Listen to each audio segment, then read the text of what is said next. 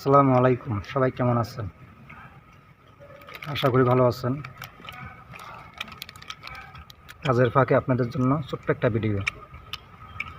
কাজ করে নাস্তা খাওয়ার জন্য বসছি। দেখেন, কলা খাবো আর বন, কিছু করার না। এমন একটা জায়গায় আমরা কাজ করতেছি, এখানে দোকানও অনেক দূরে, আসার সময় নিয়ে আসলাম আর কি।